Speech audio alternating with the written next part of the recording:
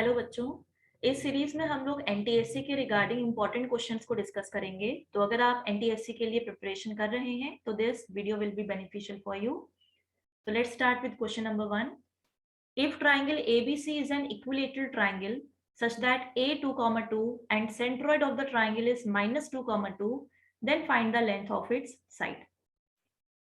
तो सबसे पहले हम लोग एक ट्राइंगल बना लेते हैं और जो भी गिवन इंफॉर्मेशन है उसके अकॉर्डिंग हम लोग आगे बढ़ेंगे।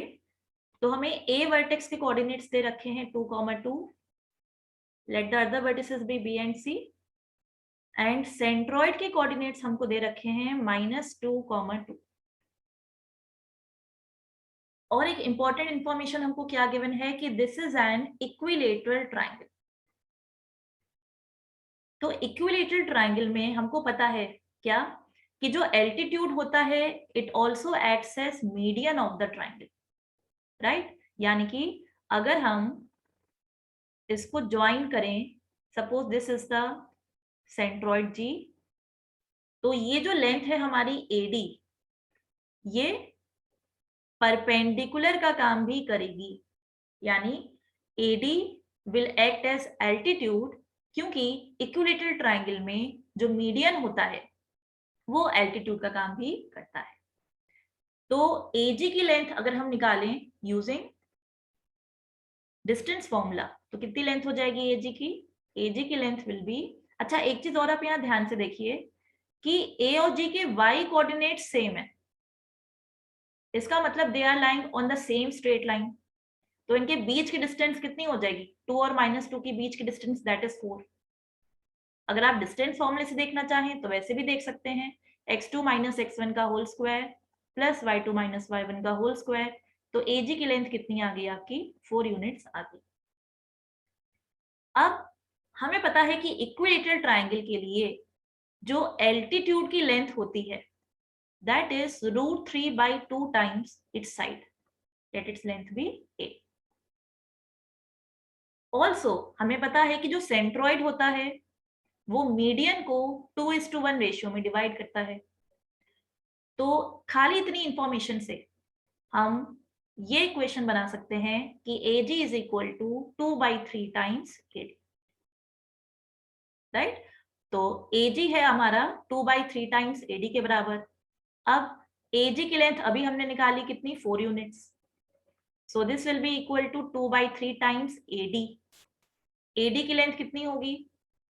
यही तो हमको निकालनी है। A के टर्म्स में हम यहाँ पे वैल्यू पुट कर देते हैं। So this is √3/2 times side. तो अब जब हम इसको सॉल्व करेंगे तो यू कैन सी कि हमें डायरेक्टली साइड की वैल्यू मिल गई दैट इज 4√3 यूनिट्स, राइट। तो एनटीएस में बच्चों क्योंकि टाइम बहुत इंपॉर्टेंट होता है तो मेथड तो बहुत सारे होते हैं, तो कौन सा मेथड यूज करें कि मिनिमम टाइम में क्वेश्चन हो जाए, दैट इज इंपॉर्टेंट। दूसरा तरीका, और भी तरीके हैं इस क्वेश्चन को करने के, और आप क्या कर सकते थे, आप ऐसे भी सोच सकते थे कि दिस इज सेंट्रॉइड, तो ये AD को 2:1 रेशियो में डिवाइड करेगा, तो आप सेक्शन फॉर्मूला से D के कोऑर्डिनेट्स निकाल सकते थे। ओके, D के कोऑर्डिनेट्स निकालने के बाद आप AD की लेंथ निकाल सकते थे, एंड देन आप उसको √3/2 टाइम्स साइड से कंपेयर करके वहां से भी आप A की वैल्यू निकाल सकते थे। So moving on to next question. Question number 2 है आपका, in a triangle ABC AX bisects BC। तो एक ट्राइंगल बना लेते हैं हम लोग, ट्राइंगल ABC। इसमें हमें दे रखा है AX bisects BC and AX is also the angle bisector of angle A। तो ये जो AX है आपका, ये एंगल बाइसेक्टर है A का, यानी ये दोनों एंगल्स हमारे इक्वल हैं। AB की लेंथ 12 सेंटीमीटर दे रखी है एंड BX की लेंथ 3 सेंटीमीटर दे रखी है। तो बच्चों आप लोगों ने पढ़ा होगा कि एंगल बाइसेक्टर, जैसे क्वेश्चन में क्या दे रखा है कि AX बाइसेक्ट्स BC, इसका मतलब XC की लेंथ भी कितनी है? 3 सेंटीमीटर। तो आपने पढ़ी होगी प्रॉपर्टी कि अगर एंगल बाइसेक्टर किसी साइड को बाइसेक्ट कर रहा है ट्राइंगल की, तो दो केस हो सकते हैं, या तो ट्राइंगल आइसोसेलेस ट्राइंगल है या इक्विलेटरल ट्राइंगल है? तो यहाँ पे अगर हम ध्यान से देखें तो this is not an equilateral triangle. क्यों? क्योंकि BC की लेंथ है 6 सेंटीमीटर, AB की लेंथ है 12 सेंटीमीटर, तो ये इक्विलेटरल ट्राइंगल तो नहीं हो सकता। तो क्या पॉसिबिलिटी है कि it will be N isosceles triangle. तो AC की लेंथ कितनी होगी? आप देख सकते हो एंगल बाइसेक्टर AX है, तो इसकी जो एडजेसेंट साइड्स होंगी वो इक्वल होंगी। That means this length will be equal to AC 12 centimetre. या फिर आप इसको ऐसे भी सोच सकते थे, अगर आपने एंगल बाइसेक्टर थ्योरम पढ़ी है क्लास 10th में, सिमिलैरिटी ऑफ ट्राइंगल्स वाले चैप्टर में, तो हमको पता है कि जो एंगल बाइसेक्टर होता है वो एडजेसेंट साइड्स को AB अपॉन AC को किस रेशियो में डिवाइड करता है? सामने वाली साइड्स की के रेशियो के बराबर, है ना। तो BX और XC हमें इक्वल दे रखे हैं क्योंकि X मिड पॉइंट है, तो इनका रेशियो कितना हो गया? 1। तो यहां से भी हम बोल सकते थे कि AB is equal to AC। खैर, अब हमको पता चल गया कि ये एक आइसोसेलेस ट्राइंगल है। अब हमें फाइंड क्या करना है? इसका एरिया फाइंड करना है। तो हमें पता है कि ये जो आपका मीडियन है आइसोसेलेस ट्राइंगल में, ये एल्टीट्यूड का काम भी करता है। सो इसका एरिया हम फाइंड आउट कर सकते हैं using the formula half base into height. तो हाफ बेस कितना है आपका BC 6 सेंटीमीटर हो गया, और हाइट कितनी है AX, ये हम फाइंड आउट कर लेंगे using Pythagoras theorem. So AX की लेंथ हो जाएगी under root AB square that is 12 square 144 minus base का स्क्वायर दैट इज 3 स्क्वायर 9। तो ये हमारा कितना आ गया? रूट 135। इसको थोड़ा और सिंप्लीफाई कर लीजिए। तो 135 को जब आप फैक्टराइज करोगे तो you can write it as 5 into 9 into 3, तो 9 परफेक्ट स्क्वायर है, इससे 3 बाहर आ गया और अंदर बच गया रूट 15। तो AX की लेंथ आ गई हमारी 3 रूट 15 यूनिट्स। तो एरिया हो जाएगा आपका, this will be 3 into AX that is 3 root 15। So answer is 9 root 15। So correct option is your D option. Moving on to next question.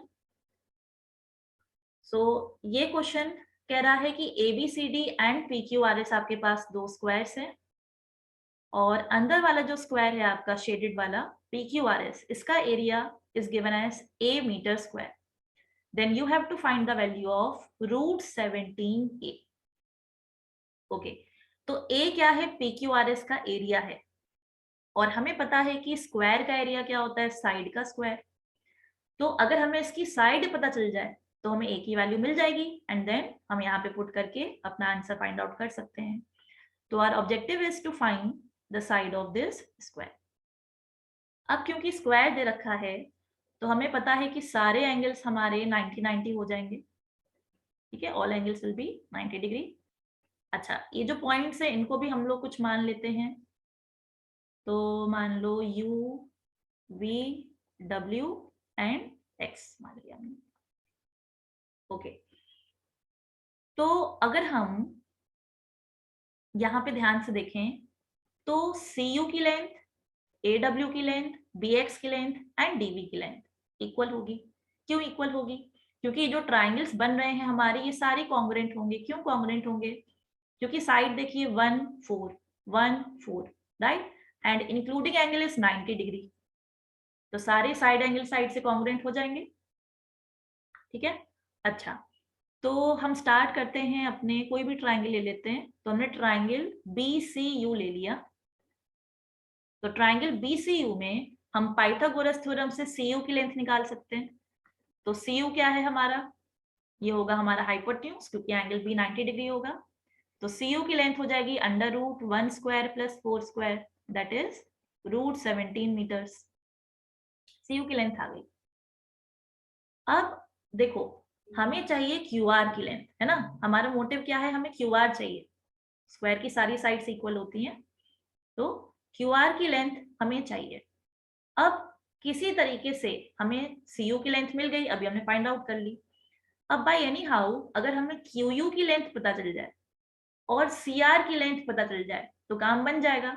हम CU में से इन दोनों लेंथ को सबट्रैक्ट कर देंगे, this length and this length, right.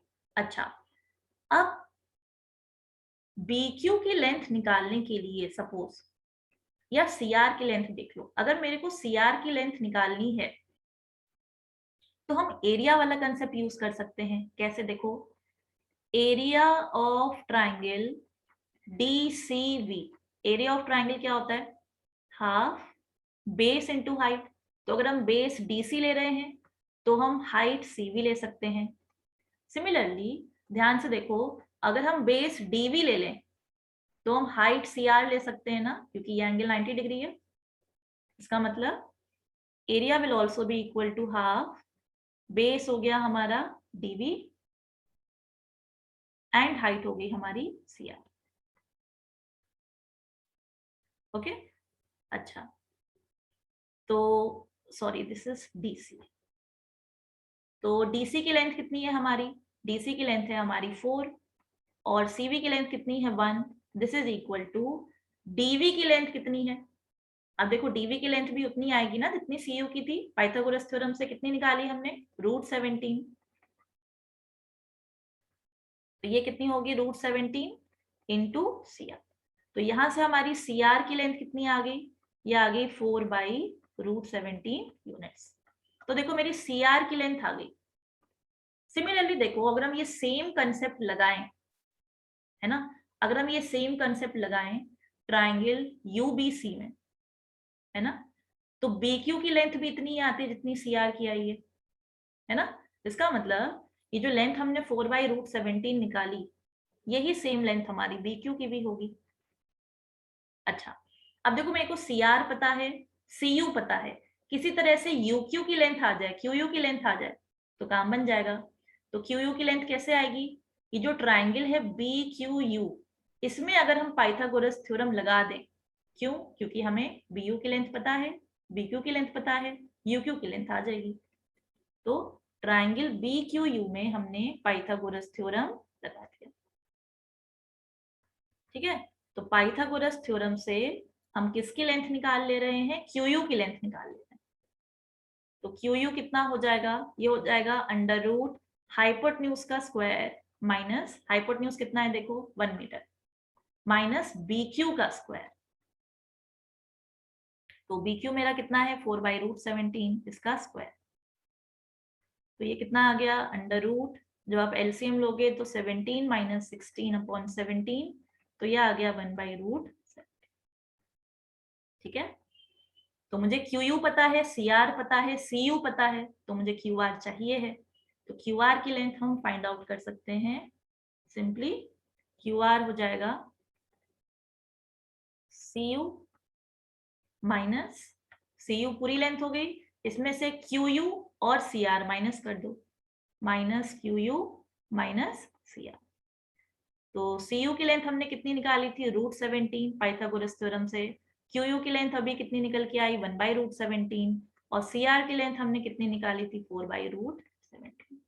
तो ये कितना आ गया, √17 माइनस 5/√17, LCM ले लो, तो ये आ गया 17 माइनस 5/√17 और 12/√17। ये हमने क्या निकाली, QR।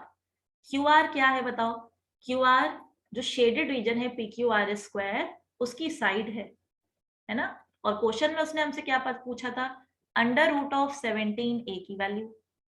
तो ये जो QR है ये √a के बराबर हो जाएगा ना, है ना, क्योंकि एरिया क्या होता है साइड का स्क्वायर, तो साइड क्या हो जाएगा √a।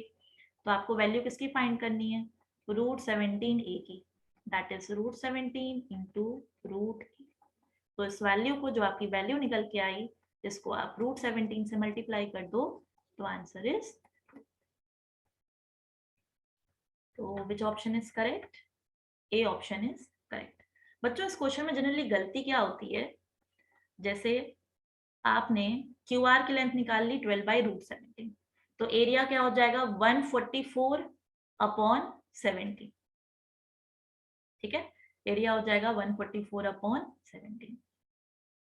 तो कई बार क्या होता है कि क्वेश्चन में पूछा गया है √17a, बच्चे इसको √17a जल्दी जल्दी में देख लेते हैं, जिसकी वजह से वो 144 टिक करके आ जाते हैं। ठीक है, तो थोड़ा सा ध्यान देना है क्वेश्चन में कि पूछा क्या गया। इसी तरह से हम लोग अपनी नेक्स्ट वीडियो में एनटीएससी में प्रीवियस ईयर में जो इंपॉर्टेंट क्वेश्चंस पूछे गए हैं उनको डिस्कस करेंगे। Thank you.